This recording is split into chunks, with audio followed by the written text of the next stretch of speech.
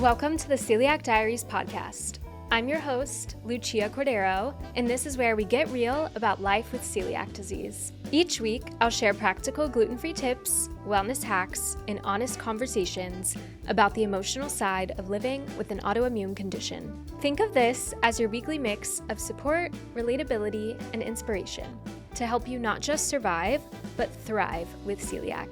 Before we dive in, just a quick reminder, I'm not a medical professional. Everything I share is based on my own experience living with celiac disease. This podcast is not medical advice, so please always consult your doctor about your own health. Welcome back to the Celiac Diaries podcast. I'm your host, Lucia Cordaro, and we have a special guest in the studio with us. Hey. Chelsea Callahan. I'm so excited that you're here. Thanks for coming. Thank you so much for having me. I'm a huge fan of the podcast and your YouTube channel and everything, so I'm so excited. Oh my gosh, this is going to be just like such a fun convo. I'm so excited to chat for an hour. We were saying like we followed each other on YouTube for like 2 years now, maybe. So yeah. I feel like I keep up with you even when I'm not seeing you in real life, but now we have like an hour to chat. I know. All about autoimmune disease. So it's going to be fun. Well, that's something I really connected with you on too in your videos is you're so open about it, your autoimmune disease. So I'm like, it always gave me encouragement to open up about mine. So I'm excited for the convo. Like this is going to be really cool. Yeah, no, I've always been so inspired by your YouTube channel. If you don't know Chelsea, she's an NYC YouTuber, but I'm sure you do know her. So I feel like you don't need an intro. But her vlogs are amazing, and you show your life in the city. You just went back to school, and you've been vlogging that. You just did the New York City Marathon, which we'll get into as well. And yeah, you've been open about your experiences with autoimmune disease. You have hypothyroidism and Hashimoto's, right? Mm-hmm. Yeah.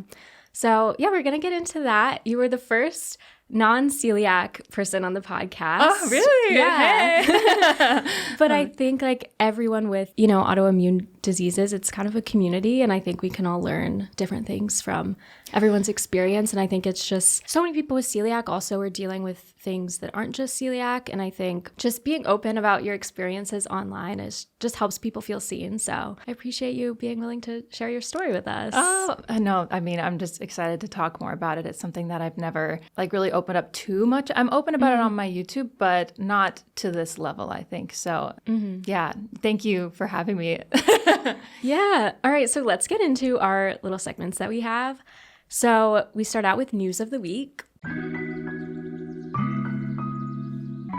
Today's news story, a new study from the Onaiva Shar Cancer Institute found a potential link between extreme long-distance running, like marathons or ultramarathons, and an increased risk of colon cancer. I wanted to choose this story because I've seen this on Instagram, and I feel like I'm kind of plugged in, and I know you are as well because you are a marathoner, to like the NYC running community, and I feel like a lot of my friends have run half marathons and marathons, and this is just kind of a conversation that I've seen more people talk about. Like obviously it's so cool and like you're so fit to be able to run a marathon, but it also can have other effects on you. So I just thought it would be interesting to hear your thoughts on it. If this is something you've been thinking about, especially as someone that has, autoimmune diseases. 100%. And this is something that I'm really happy it's being brought more to light. Like I've just been hearing colon cancer everywhere. Like not that I don't know anyone that has it directly, but like I'm glad awareness for it has been brought up a lot more. It's never something that I've even considered, honestly. I've never had a colonoscopy. I'm honestly afraid to. I've helped my friends walk through the steps and I'm just like, that sounds so invasive and just not fun at all. But I'm like, we got to do it, Right. But definitely I think runners really have to be really in tune with their bodies and be more aware of the potential risks. And it's not just about the Instagram post afterwards and all the Strava posts. I'm guilty of myself. It's a great thing. We love that. But it can tend to glamorize it and not touch on the actual sum of the repercussions of it that people should just be more aware of and not necessarily fear it, but just be aware of. Yeah, I think being in tune with your body is so important and not glamorizing, pushing yourself so hard to where you're affecting your health long term, especially if you are someone that might be more sensitive. I So I applied to do the United Half. I did not win the lottery. No. I found out yesterday. Lottery was yesterday. No. I know. But I've been like thinking, I was like, okay, maybe this is a sign I shouldn't do it. But I also applied to be on the Celiac charity. So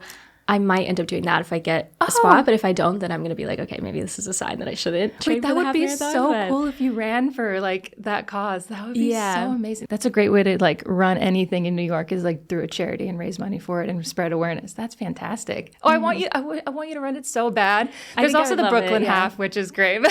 Yeah. I know your time like is coming for half marathon at some point. I wasn't in the cards for this winter and fall, but I feel like next year, if you're down for it, it's your year. Yeah, totally. Okay, I want to get more into marathon stuff later too, but let's move on to our gluten-free fave of the week.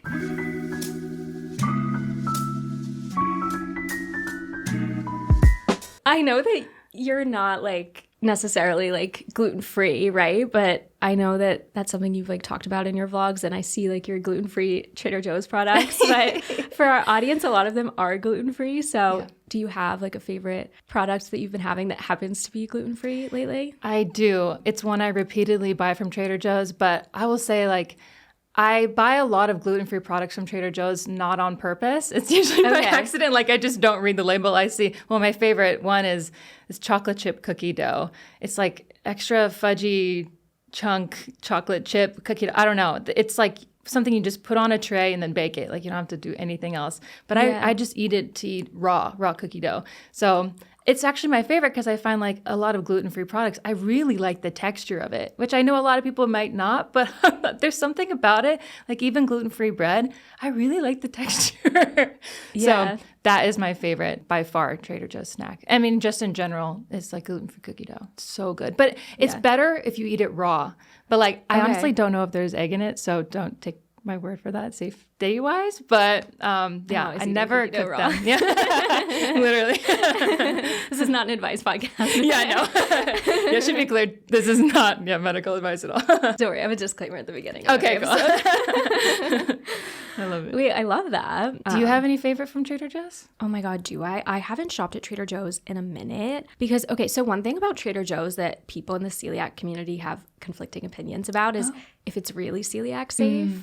I think they have a ton of really great products, but just since like the way they're manufactured, they're not technically certified in terms of the way that they're manufactured, I guess, to be certified gluten-free. So I used to be in a major Trader Joe's era, but now I try to steer clear. But that makes sense. I used to love their everything bagels. Oh, yeah. And their like cinnamon coffee cake muffins. Those were so good. Gluten-free? Yes. What? Yes. That's crazy. They probably still have them. They might. I don't know. You'll have to see. I will. I'll check for you. But I wish that they were like more safer for celiac. Like that's a bummer. Yeah. Maybe though they'll hear this and become more safe. We're spreading awareness for everything. Colon cancer and just gluten-free snacks. Exactly. All right. So I want to get into everything to do with your autoimmune journey.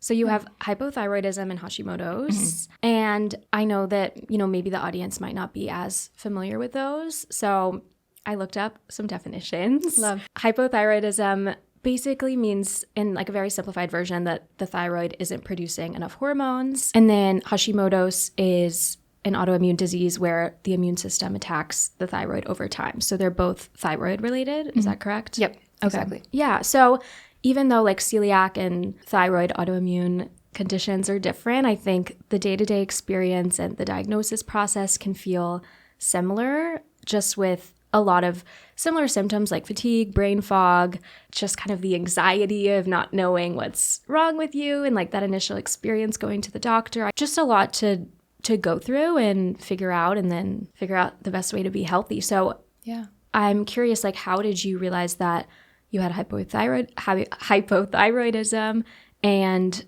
when did you realize that you had Hashimoto's? Because I know Hashimoto's is a bit more recent, right? Yeah, okay. Exactly. So I'm going on now like 14 years diagnosed with hypothyroidism, which is kind of crazy. Oh, no, 12 years, not 14 yet. But I think it took me a really long time of ignoring symptoms to figure out what I had.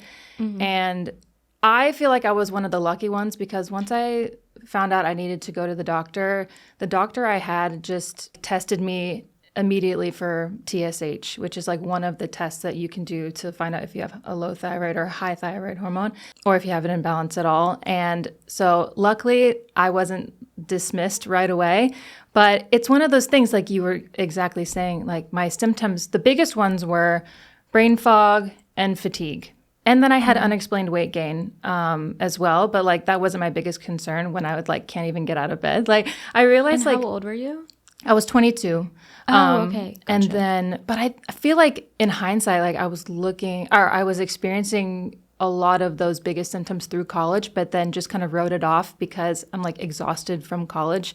My first degree was musical theater. So like it's very physical. You're in school 14 hours a day sometimes. And then it's like, obviously I'm exhausted, but like, then you need to sleep. Like I was literally sleeping like 12 to 15 hours a night. Wow. And thinking that was normal. And I was doing that for years. And then when I graduated college, at the moment I realized I needed to go to the doctor was my job after college was working at an ice cream shop in Pike Place Market. Shout out to Shy Giants.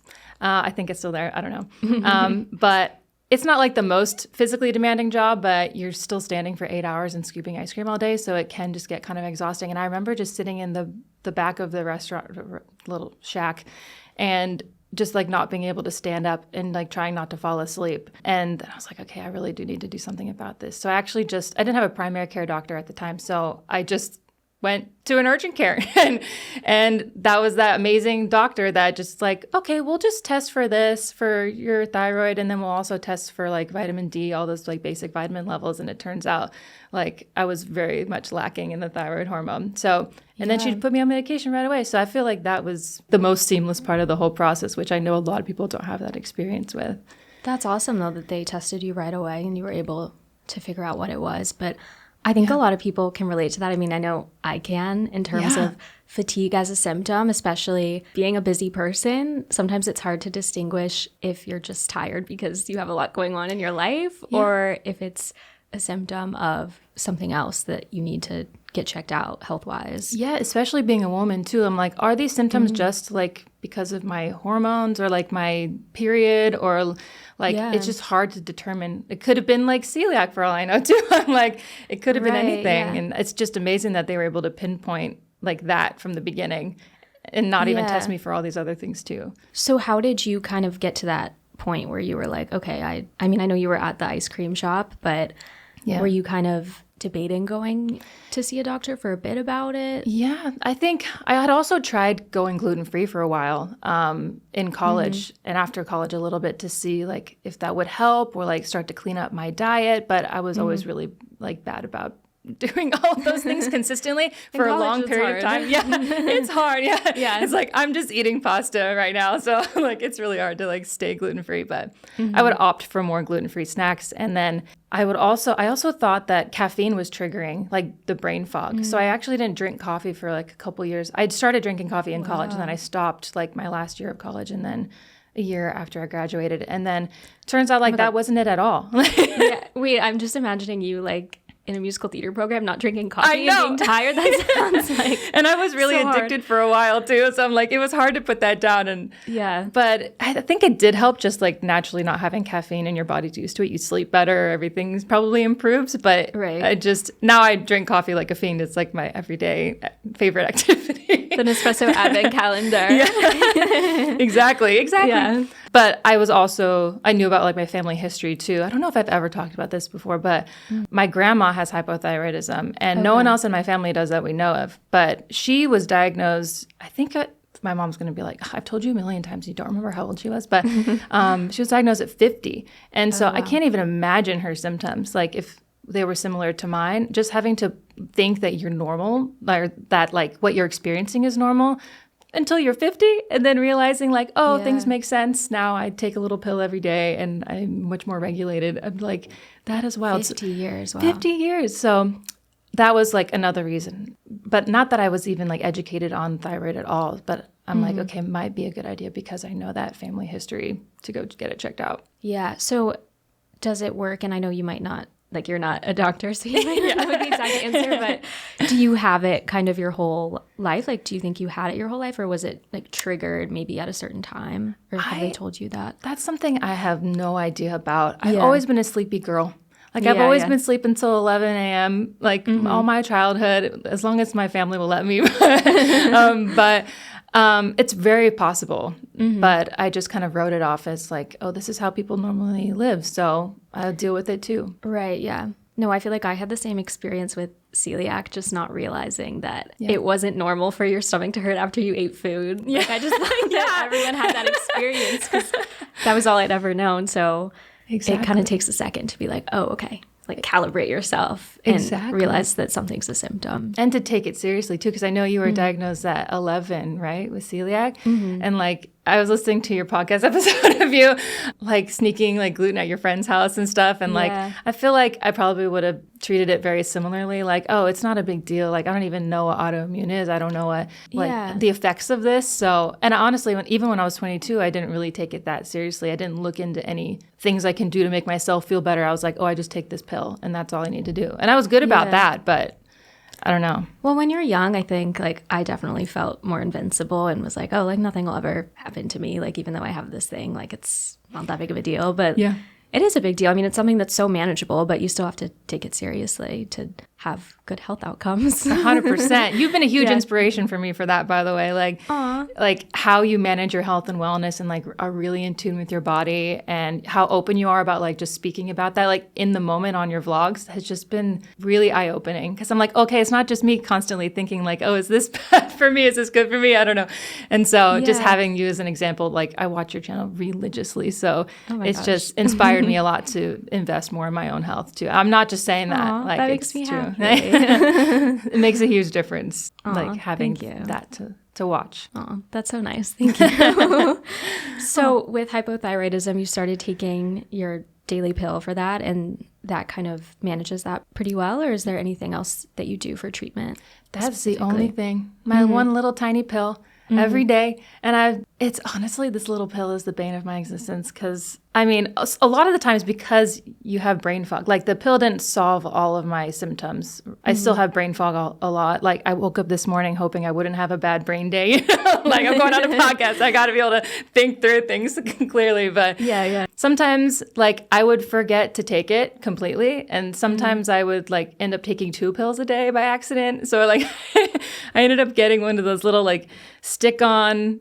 Like it's not like one of those pill containers that it's like for each day you have a pill. It's like a little stick-on thing that you like move the little ticker to the side, and it's like, okay, I took the pill on Monday, done. Like so I have a physical thing of like I took this pill, so I don't like take it wrong because the wrong dosage can like put you out of whack again. And then like access to the pill as well has also been the bane of my existence through my whole 20s and stuff. So it's just like having to pick it up at the pharmacy and exactly. And I like a lot of my 20s, like I think I was on my mom's health insurance until I was 26. And then even then I didn't really even have a primary care doctor. I didn't know like who to go to. I didn't, because here like you need a doctor usually to like listen to your symptoms and they prescribe you something and then you go like pick it up and take, there's a conversation that happens with the doctor, but like accessibility wasn't always possible in my 20s for that too. Like, especially when I was traveling, I traveled for a year, like outside of the US, almost a year.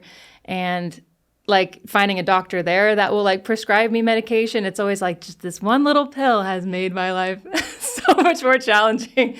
Yeah. But obviously it's worth it and you do whatever you need to do. And it could be like so much worse. So it's just a little pill. Like it's fine. That's what I remind myself about being gluten-free. I'm like, this is just my thing that I have to do every day. And like it could be worse. So just got to stick to it. But that is interesting. I feel like so many people I know in their 20s don't have primary care doctors just because it's like when you're in your 20s, it's like health isn't the priority unless you do have some sort of condition that you're going to the doctor for. Like I was talking with one of my friends the other week and she was like, oh yeah, I don't have a primary care doctor. Like I don't really go. Like I don't have any issues. And I was like, oh, that's just a wild concept to me because I feel like I go to the doctor like every month.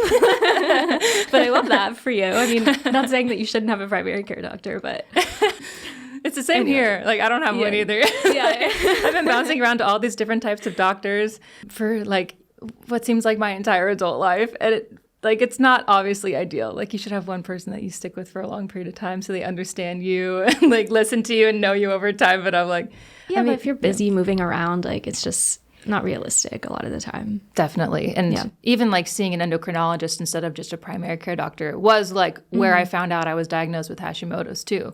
So if I didn't like go see an endo like 4 or 5 months ago, maybe, I wouldn't have even known I have Hashimoto's. So yeah. Wow. So did you find out 4 to 5 months ago that you had Hashimoto's? Yeah, okay. exactly. And I even like, I'm so new in that, like, I want to say diagnosis because like, yeah, I'm diagnosed with Hashimoto's, but it's also, it doesn't change my treatment plan from hypothyroidism. Okay. My symptoms don't change. It's just something that you have. And like, you're just treating, you can't really treat it. So you treat the hypothyroidism instead.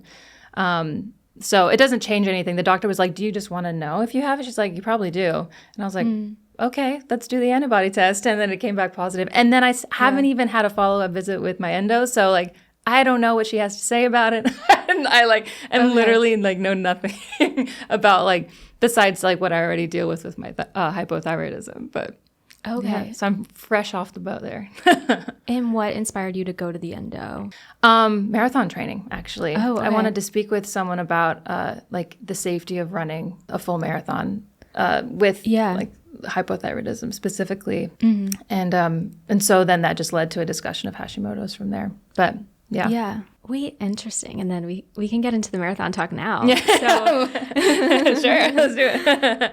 So what was that conversation like with the endo? I felt so proud of myself finally going to an endo for like this marathon training that just takes such a toll on your body. And I'm like finally, you know, taking the bull by the horns and like going to speak to a doctor about something. I never speak to a doctor about anything. So I was like, okay, this is great. And so I asked her, I'm like, because in my last half marathon that I did in the spring, I was experiencing a lot of joint pain. And I was like, oh, is this like a symptom of like stressing my body out from my thyroid? That was why I'm feeling like really brittle, my knees, my hips, my back, like everything. And then my endo looked at me and was like, I think that's just a symptom of like stressing your body out and like running marathons in general. I was like, oh, it's just so hard to differentiate the symptoms like from this extreme stress of training for marathons, like half or full, even doing a 5K, and then like the symptoms of my thyroid. So she was like, your levels, she tested me for my levels and she was like, oh, they seem fine. Or like, your symptoms seem normal. We'll test you. I didn't know what my levels were at the time, but she's like, I think it's just because of the stress that you're putting on just from the training. I was like, okay, lit. I'll run this because I was worried if I should even run the marathon to begin with. So I just wanted to speak with someone who like specialized in it to tell me like, yes, you can attempt it. And if she said no, I would not have done it. Yeah, it's always good to get a medical professional's opinion on something like that because it is a big thing that you're doing. It's such a commitment and it is so strenuous on your body and it does bring in stress, but it also brings in a lot of benefits. Yeah. And, you know, I imagine it must be, like, I haven't done a marathon, but I imagine it's just so rewarding when you cross the finish line. I mean, I saw in your vlog. Thanks for watching. What inspired you to, because I know you've done 2 marathons, right? Yeah. And a few halves? Yeah. I think like 7 or 8. Oh, wow. Now. Okay. Yeah. In the last 12 years. So it's over a long period of time. But yeah. So what inspired you to start long distance running? I'm still like unsure of like what made me really want to do it because I really started running after college when I think I was like leaving that environment of like being in plays and theater consistently. I know you like also have experience with that. So you know like there's a beginning, a middle, and an end to something. There's, you know, a team effort. There's a payoff at the end. It's like fun to like do things that work towards an end goal. And I found a lot of motivation from that from theater. And now leaving that environment, I was like, oh, I still want to do something that can challenge me like in a different way than theater, but still give me that like beginning, middle, end, and then payoff at the end. And my first half marathon, I like did not train properly for whatsoever. I didn't know about fueling. I knew nothing about, I didn't know. I don't even think I knew I had hypothyroidism at the time, honestly. And then I think, but so I just was doing it just for the plot. But I didn't grow up active at all. I was not a runner. I was not a sports girl. I was thrown out of my gymnastics class. No, literally nothing. Yeah. Like my major was musical theater, and I like couldn't even dance. Like I was like, I'm an actor who moves, you know. But that's the whole thing. But it was really just for the plot. And then I ended up kind of liking it. I took a break after my first half for like 5 or 6 years. And then when I moved to New York, that's when I picked it back up again. But I did that first one in Seattle with a lot of hills in November in the snow. So I was like, I'm never doing this again. And then here I am. Yeah. Yeah, for sure. Do you think you're done now or? For now. Okay. For now. I think that with training for something as intense as a marathon and like where I'm at with like my like understanding the baseline of my own health, I think it's best for like my goals for running for the future are just like step away from all of that. I don't know, taking a step back from the running and then realize like where my body actually feels good without all of that. And then I can determine better like when I'm training in the future, if I decide to do it again, kind of like where the stressors are coming from. Is it from my thyroid or is it just from the stress from training, basically? So, because it was just so conflated through that process. So I would like to understand better about like how my symptoms really feel in my body as in my 30s now, when I'm not as invincible as I was in my 20s. Mm-hmm. Like have that calibration time to just know what your normal is. So then when you are training, you can see the difference. Is that kind of what you mean? Okay. Exactly. Would you have any other advice for someone that has an autoimmune disease that's thinking about training for a marathon or a half like me? Oh, yeah. I love it. I mean, I would just say like stay curious and try not to let it stop you or hold you back, but also like there's only so like I say that, but also like you do have to be really mindful of it and your limits. So I think like understanding that baseline and then having a doctor like to talk to before getting invested in it is like the smartest way to go about it. But I don't know, just like find the most joy you possibly can in it, because sometimes I wonder like if all of these like one day you won't be able to do it anymore. You won't be able to run anymore, like because of whatever reason. Like, oh, I wish I didn't hold myself back from even trying, or like talking to a doctor to see if it's the right fit for me, I guess. Yeah, totally. I feel like one thing I've been thinking about with it is, I don't know if I've told you this, but I did cross country in high school. Oh, man. Cool. And it was so fun. That's kind of how I got into running. Well, I did it in middle school too, but it was just like 5Ks. Nice. And I loved it. It was like a community thing. Like a lot of my friends were on the team, and I loved just seeing that I could set a goal with running. And it was something that was kind of felt fully in your control because you could push yourself and get like a certain speed goal or time outcome. Yes. And I feel like it really taught me like the value of like hard work in that way and like reaching a goal that you have. That's but amazing. I like at the time I had celiac, but as like I've mentioned in other episodes, I wasn't maybe managing it the best with cross-contamination. And I remember I had just like a lot of joint pain and kind of like unexplained runner's knee. And I was dealing with a lot of just like issues with that while running. But like I was on this team, like I'm a pretty competitive person. Yeah. I was pushing myself really hard. And like I wanted to, be one of the people that's like the top 5 on the team that qualifies for state and everything. So I was kind of ignoring how I felt because again, I mean, I was like 17, so I felt invincible. And at the time, like this was the most important thing going on in my life was like what my time was at the end of a 5K. I feel that. Yeah. And I remember going to physical therapy and going to the doctor.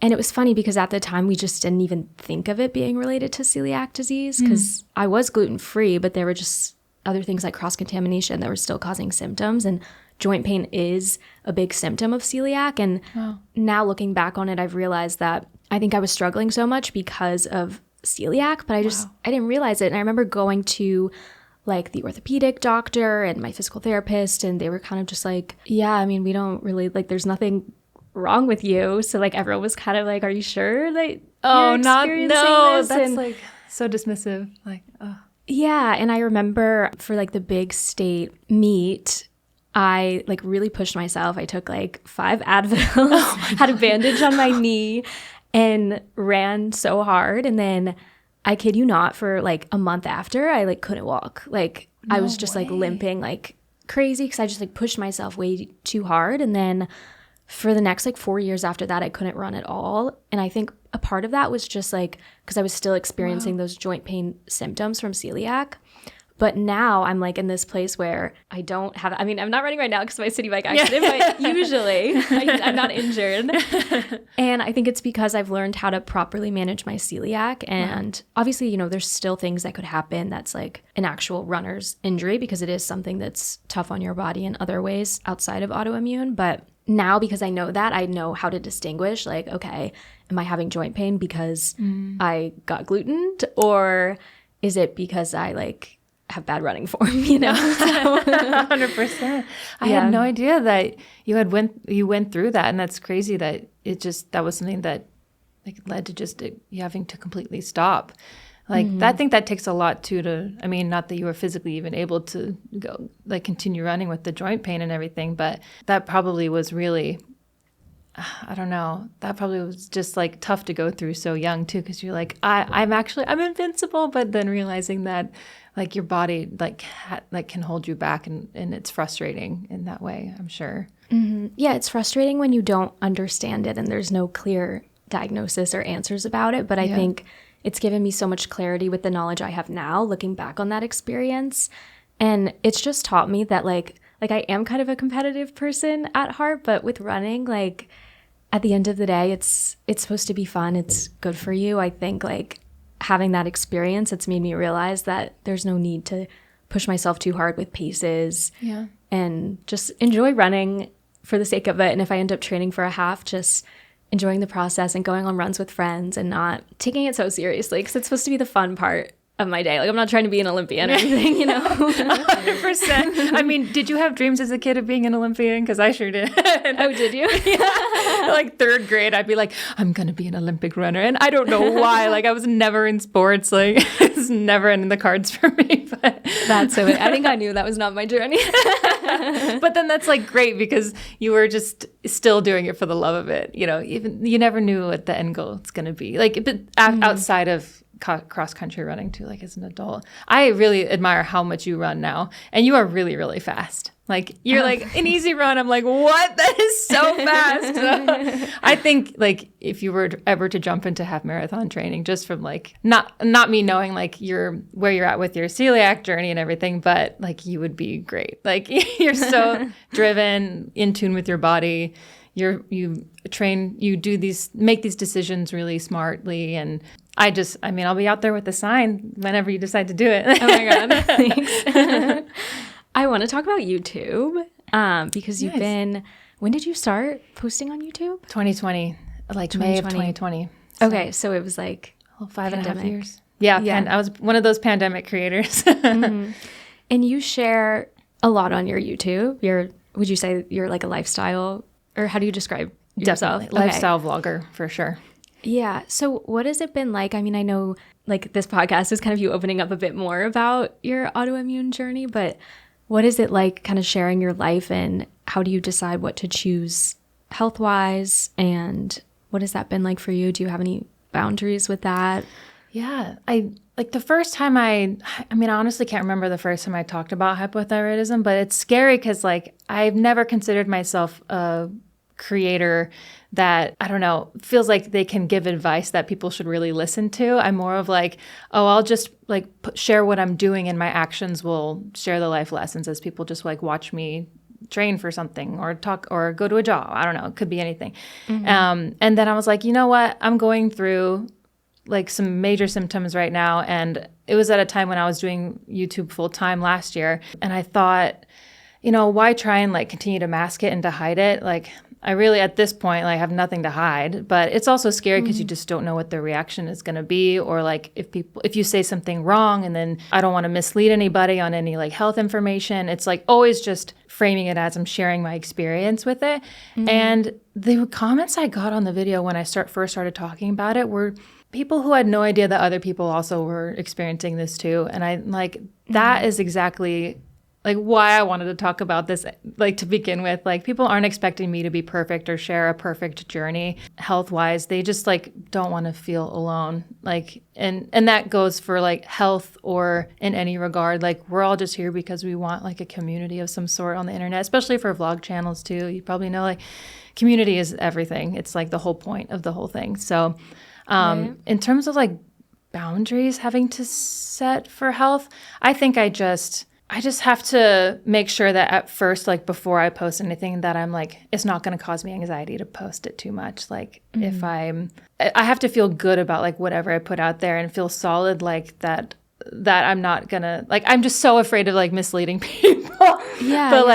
But also like when I'm reading comments, just try and take everything with a grain of salt and know like someone else's experience is not like necessarily mine. And like, we're all just here to, I mean, hypothyroidism can manifest in so many different ways for everyone. So the more you know, the better. No, definitely. I really resonate with that because I feel like sometimes on social media, it can seem very black and white. Yeah. And there's not a lot of room for gray space of like figuring things out because you kind of, like, I mean, you're great about this, about just being authentic and showing your life as we all are figuring things out every day and like changing and evolving.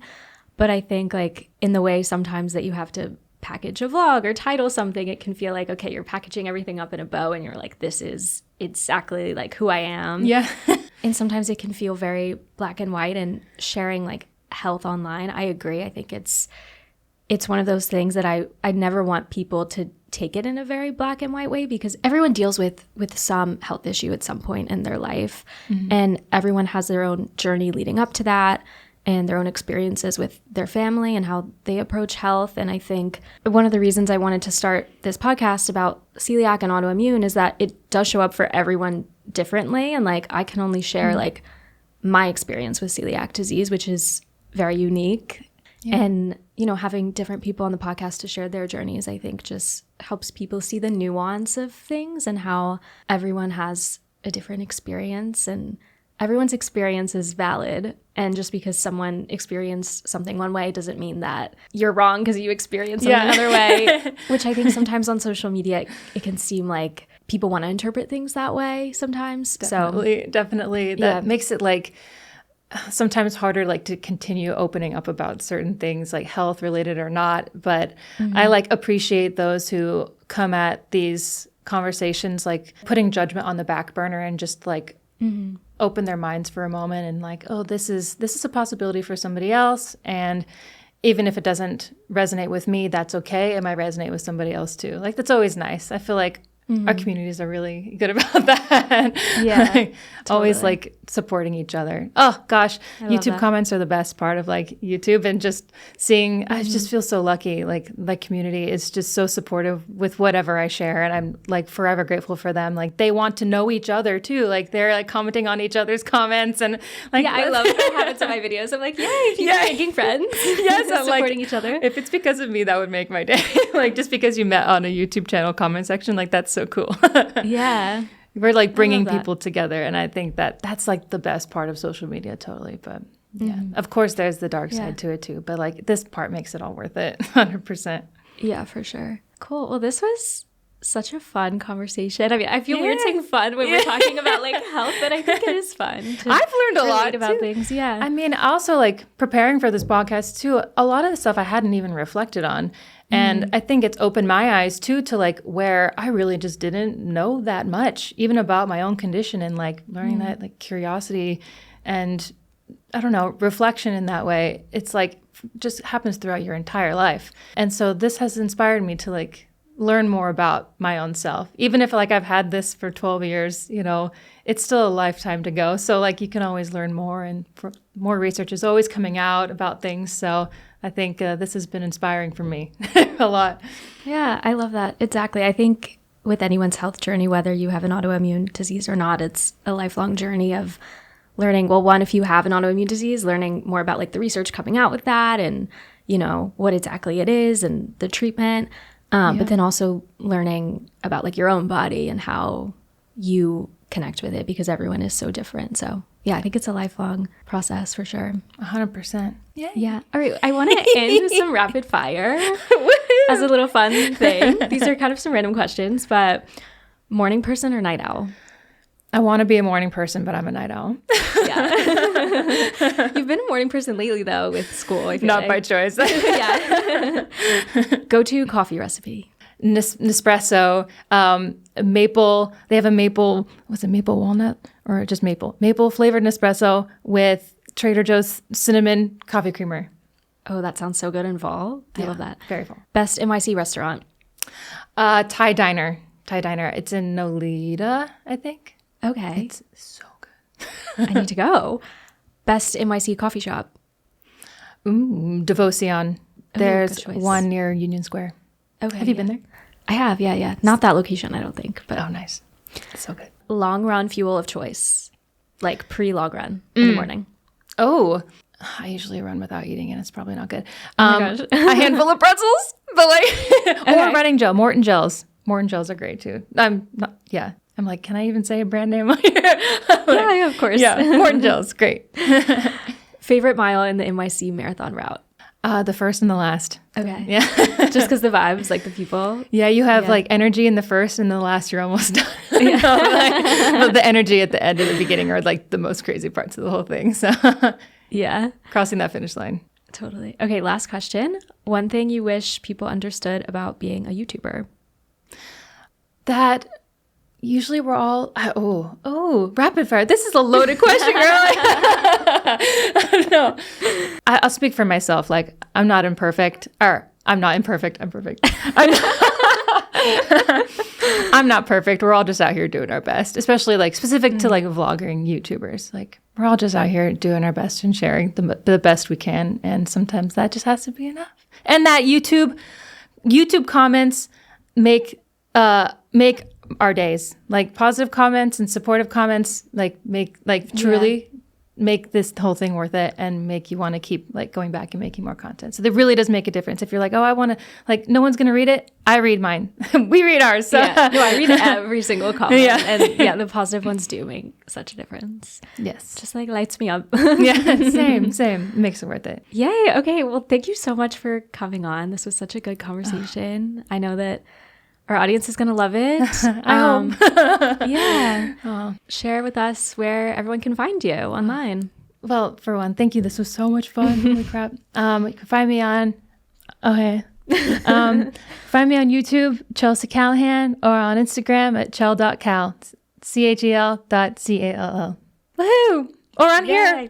And you've been posting more on your Instagram stories. I've been enjoying the content. I'm trying to be an Instagram girly, but it's hard. I don't know how you do it. Reels are another world, man.